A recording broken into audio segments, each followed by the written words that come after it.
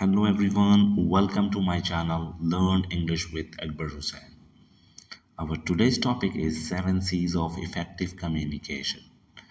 जैसा कि आपको मालूम है हमारा आज का टॉपिक है 7 C's of Effective Communication and this is a very useful topic for the learner. We communicate all the day long at home, at work, with our next door neighbor and sports club. जैसे कि आपको मालूम है हम हर रोज़ लोगों से रब्ता करते हैं, कम्युनिकेट करते हैं, भले हम घर पर हों, जॉब पर हों, अपने काम पर हों या फिर हम अपने पड़ोसियों की बात करें या तो हम जहाँ स्पोर्ट्स खेलने गए वहाँ बात करें। हम हर जगह इस दुनिया में हम लोगों से कम्युनिकेट करते हैं। We communicate verbally, non verbally and in writing. हम 3 तरह से लोगों से कम्युनिकेट करते हैं। वर्बली मतलब अल्फाजों से, बोलकर, नॉन वर्बली मतलब इशारों से, एंड इन राइटिंग मीन्स हम लिख कर करते हैं। हम 3 तरह से लोगों से कम्युनिकेट करते हैं। Unfortunately, the message does not always come across as intended. लेकिन बदकिस्मती से हमेशा हमारा मैसेज वैसा नहीं जा पाता या पहुंच पाता या समझा जाता जैसा हम इरादा करते हैं। These lead to miscommunication and misunderstanding or the wrong impression. इसकी वजह से होता क्या है, तो मिसकम्युनिकेशन हो जाती है, गलत राब्ता हो जाता है या तो गलत फहमी हो जाती है या एक गलत इम्प्रेशन जाता है। 7 C's of effective communication also known as 7 principle of communication। इस टॉपिक को हम 7 principle of communication भी कहते हैं, 7 C's भी कहते हैं, effective communication of 7 C's भी कहते हैं। तो डिफरेंट नामों से इस टॉपिक को पहचाना जाता है। The 7 C's of effective communication provide useful checklist। ये जो टॉपिक है ये हमें एक प्रोवाइड करती है चेकलिस्ट, जिसके ज़रिए भले हम रिटर्न कम्युनिकेशन करें या वर्बल कम्युनिकेशन करें, उसमें ये हमारी मदद करती है, हमारी कम्युनिकेशन को बेहतर बनाती है। तो अब हम ये टॉपिक बाकायदा स्टार्ट करने जा रहे हैं और मैं उम्मीद करता हूँ ये टॉपिक आपके लिए बहुत बहुत यूज़फुल और फ्रूटफुल साबित होगा। Let's begin. There are 7 C's of communication। Number 1 completeness, मुकम्मलियत, जामियत। अच्छा, अब ये टॉपिक जो है मैं तो अभी इसके नाम बता रहा हूँ, अभी वन बाय वन हम इसको डिस्क्राइब भी करेंगे। पहले हम इसके नाम देख लेते हैं वो 7 C's में कौन कौन से हैं। पहला कंप्लीटनेस, नंबर 2 कॉन्क्रीटनेस, ठोसपन, नंबर 3 कर्टेसी, खुश इखलाकी, नंबर 4 करेक्टनेस, दुरुस्तगी, नंबर 5 क्लैरिटी, वजाहत, नंबर 6 कंसिडरेशन, गौर व फिक्र, गौर करना, नंबर 7 कंसाइसनेस, जामियात। ये 7 C's जो हैं, ये 7 C's जो हैं ये बहुत इम्पोर्टेंट हैं हमारी कम्युनिकेशन को इफ़ेक्टिव बनाने के लिए। हम भले वो वर्बली कम्युनिकेट करें या रिटर्न में करें, हमें ये सारे जो पॉइंट्स हैं, ये सारी कम्युनिकेशन के जो हमारे इफ़ेक्टिव कम्युनिकेशन के जो हमारे टूल्स हैं, ये हमें यूज़ करने हैं ताकि हम अपने कम्युनिकेशन को इफ़ेक्टिव बना सकें। Let's talk about completeness. Completeness को जैसे कि हम उर्दू या हिंदी में मुकम्मलियत कहते हैं, मतलब कोई चीज़ मुकम्मल होना। The message must be complete based on fact and complex message needs additional information and explanation. इसकी जो मेन बात है, जैसे मैंने कहा कि मैसेज कंप्लीट होना चाहिए, फैक्ट पे मबनी होना चाहिए। असल बात इसमें यह है कि मैसेज जो कॉम्प्लेक्स मैसेज होता है, बाज़ औक़ात हम लोगों से कम्युनिकेट करते हैं, वो थोड़ा कॉम्प्लेक्स है, मतलब उसको समझना इतना आसान नहीं है। तो इसमें समझने वाली बात ये है वो उसको मुकम्मल कैसे करना है, हमें उसके लिए एडिशनल इन्फॉर्मेशन या एक्सप्लेनेशन देनी पड़ेगी ताकि हमारा मैसेज जो है वो क्लियर हो जाए। तो इसलिए इस बात को ख्याल रखना है, अपने मैसेज को क्लियर करने के लिए कभी कभार आपको एडिशनल इन्फॉर्मेशन देनी पड़ती है। A good subdivision of subject will clarify the message, as a result of which there will be a complete overview of what is said। इसका मतलब जो कुछ भी कहा गया है, अगर उसका हम सही तरीके से सब डिवाइड करें, उस सब्जेक्ट को सही तरीके से हम डिवाइड करके डिफाइन करें, क्लैरिफाई करें मैसेज का, तो उसका रिजल्ट ये होता है कि उसका कंप्लीट ओवरव्यू, कंप्लीट चीज़ हमारा मैसेज जो है वो सही तरीके से पहुंच जाता है। सेकंड है कॉन्क्रीटनेस, जिसका मतलब है ठोसपन। Concrete business communication is also about a clear message, ये भी क्लियर मैसेज की बात करता है, लेकिन इसमें फ़र्क क्या है? This is often supported by factual material such as research and data and figures. मतलब कोई भी आपको इधर उधर की बातें नहीं करनी है, आपको रिसर्च जो डेटा है या जो फिगर्स हैं, जो एक्चुअल चीज़ है, वो इसमें बात करनी है। आपका डेटा कॉन्क्रीट होना चाहिए। The word, the words used as well as the sentence structure can be interpreted univocally। इसका मतलब क्या है? यूनिवोकली का मतलब यहाँ पे आप जो भी वर्ड्स कहें, सेंटेंस कहें, उसमें एक ही मीनिंग निकलती हो। पॉसिबल है कि एक ही बात हो, यानी कि कोई बात आपकी दो बातें ना कर रही हो, दो से ज़्यादा बातें ना निकल रही हो, एक ही बातें निकल कर रही हो, यूनिवोकली हो। Nothing is left to the imagination, कोई भी बात आपका तुक्का ना हो, आपकी इमेजिनेशन ना हो, तसव्वुर ना हो।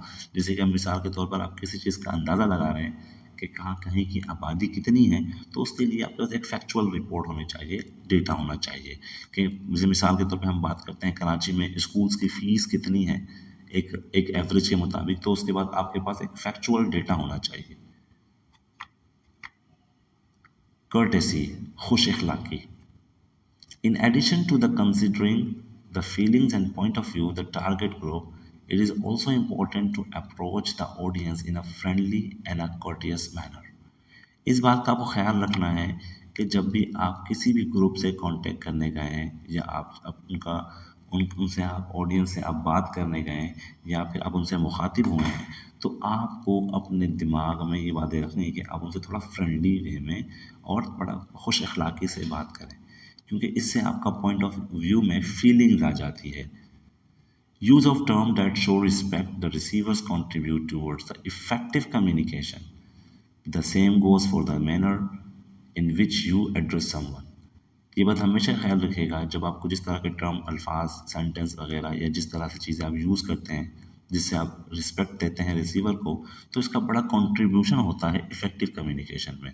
अगर आप अच्छे तरीके से, खुश अखलाकी से लोगों से, अच्छे अल्फाज से ज़रिए लोगों से कम्युनिकेट करेंगे, आप बहुत अच्छे लहजे से बात करेंगे या आप एक अच्छे लेटर के अंदर अच्छे अल्फाज इस्तेमाल करेंगे, तो इसका बहुत गहरा असर आपकी कम्युनिकेशन पे पड़ता है।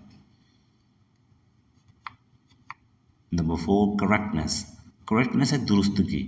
यहाँ पे दुरुस्तगी किस किस बात हो रही है? यहाँ बात हो रही है लैंग्वेज की। जो आप लैंग्वेज यूज़ करें, जैसे कि इसमें लिखा हुआ a correct use of language as a preference.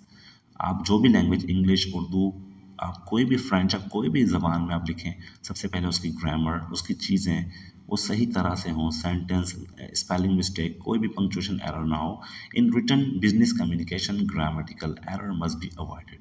Stylistic lapses or wrong use of verb are not sufficient either in verbal communication। ये कहते हैं कि सिर्फ आप जो गलत इस्तेमाल वर्ब का करते हैं, ठीक है ना, इवन वो वर्बल कम्युनिकेशन में भी आपको ख्याल रखना है कि गलत इस्तेमाल वर्ब का, या इस आप कोई लेटर लिखते हैं, कोई चीज़ लिखते हैं, लिखने में भी स्टाइलिस्टिक एरर भी ना हो, उसमें ग्रामेटिकल एरर भी ना हो। तो इसमें करेक्टनेस का मतलब है कि लैंग्वेज की जो है वो करेक्टनेस होनी चाहिए।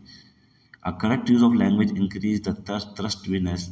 इसमें लिखा हुआ है कि ट्रस्ट वर्दीनेस जो है वो आपकी बढ़ाता है अगर आप अच्छा इस्तेमाल करते हैं। जैसे इसमें लिखा हुआ है the receiver we feel the are taken seriously. Receiver को फील होता है, जो आपका मैसेज रिसीव कर रहा है उसको पता है कि जो मैसेज दे रहा है वो कितना सीरियस है।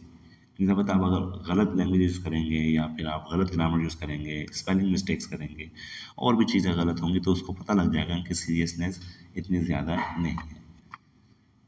नंबर 5, क्लैरिटी, वज़ाहत। अब आप वो सोच रहे होंगे शायद इतनी सारी बातें हो, अब भी क्लैरिटी की बातें हो रही हैं। इसमें क्लैरिटी की बातें हैं, क्लियर और प्लेन लैंग्वेज यूज़ करनी है। आप जो लैंग्वेज आपको इस्तेमाल करना है, ग्रामेटिकल एरर एक अलग चीज़ है जिसमें हमने पहले बात कर ली, प्लेन लैंग्वेज एक अलग चीज़ है। प्लेन लैंग्वेज आपको यूज़ करना है जिसको कैरेक्टराइज किया गया है explicitness, short sentences, concrete word. Fuzzy language आपको पता है, इस तरह के वर्ड जो मिसाल के तौर पर जिसमें कन्फ्यूजन पाई जाती है, जिसके एक से ज़्यादा मीनिंग निकलते हैं, are forbidden, are use as a formal language in cliche expressions. ठीक है, क्लीशे एक्सप्रेशंस आर वो वर्ड होते हैं जो अमूमन बोले जाते हैं, एक्सप्रेशन जो आम हो जाते हैं। By avoiding parentheses and keeping to the mind, the receiver will get a clear picture to the content of the message. Briefly worded information emphasizes the essence of the message। ये कहते हैं आपका जो मैसेज है वो बड़ा briefly होना चाहिए, ब्रीफली वर्डेड होना चाहिए। बहुत इन्वर्टेड कॉमास या इस तरह से कॉमा या फिर इन्वर्टेड कॉमास या ब्रैकेट, इस तरह की चीज़ें आप इस्तेमाल ना करें जिससे आपका रिसीवर जो है वो कंफ्यूज हो, बड़ा क्लियर हो, प्लेन लैंग्वेज हो। इसका मकसद है प्लेन लैंग्वेज होना चाहिए। कंसिड्रेशन, गौर। नंबर 6 है कंसिड्रेशन, गौर करना। आपको जो आप किसी भी ग्रुप से, टारगेट ग्रुप से कोऑर्डिनेशन करने जाते हैं, सबसे पहले आप गौर करते हैं कि मैं बात किससे करना चाह रहा हूँ। तो communicating with the target group, in order to communicate well it is important to relate target group and be involve. मतलब आपको ऐसी बात करनी है जो उस टारगेट ग्रुप जिसको आप बात करने जा रहे हैं उसके मुताबिक बात हो, उसी लेवल की बात हो। By taking the audience into the account, the message can be geared towards them. Factors that play a role in these, for example, professional knowledge, level of education, ages and interest. मतलब आपको किस बात का ख्याल रखना है, आप किस एज ग्रुप के लोगों से बात करने जा रहे हैं, आपका जिन लोगों से आप कम्युनिकेट करने जा रहे हैं उनका लेवल ऑफ एजुकेशन क्या है, उनका इंटरेस्ट किस चीज़ में है, उनकी प्रोफेशनल नॉलेज कितनी है। तो इन सब बातों का ख्याल आपको रखना पड़ता है। आप एक पीएचडी लेवल से लोग, मतलब जो कम्युनिकेशन है वो आप एक मैट्रिक लेवल के स्टूडेंट से नहीं कर सकते। आपको लेवल ऑफ एजुकेशन, एज, आपको जिस जो एज पे बड़ा इम्पैक्ट होता है, इंटरेस्ट, प्रोफेशनल नॉलेज, इस तरह से आपको एक कंसिडरेशन रखनी है कि आप किस लोगों से, किस टारगेट ग्रुप से कम्युनिकेट करने जा रहे हैं। Conciseness means jamiyat. A message is clear when the short storyline is consistent and when this does not contain any inconsistency. When the facts are mentioned, it is important that there is a consistent supporting information. मतलब आपका जो message है वो जामियत हो, उसके अंदर कंसाइसनेस हो, मतलब जो आपकी सीक्वेंसिंग ठीक होनी चाहिए। अब मिसाल के तौर पर आपने कोई बात कही तो उसका सपोर्टिंग इन्फॉर्मेशन भी मौजूद होना चाहिए। Systematically implementing a certain statement or notation also contribute a clear business communication. When statements are varied, they will confuse the receiver. इसमें बात ये कही जा रही है कि जो आपकी स्टेटमेंट्स हैं, आप मिसाल के तौर पर आपने एक बात कही, फिर आपने नोटेशन डाला, फिर दूसरी बात कही, आपने जो पहली बात कही क्या उसकी आपने सपोर्टिव इन्फॉर्मेशन लिखी दी, क्या आपकी राइटिंग के अंदर या आपके आपके जो है वर्बली कम्युनिकेशन के अंदर एक कंसिस्टेंस पाया जा रहा है कि आप एक सीक्वेंस से बात कर रहे हैं। तो इसमें कंसाइसनेस होना चाहिए, मतलब एक जामियत होनी चाहिए पूरे कम्युनिकेशन के अंदर। I hope this topic is going to be an amazing topic for you, and you will be amazed, and I hope you learn a lot by this topic. And thank you very much for watching this. If you have any question regarding this topic, you can ask me in comments. And if you like this video, don't forget to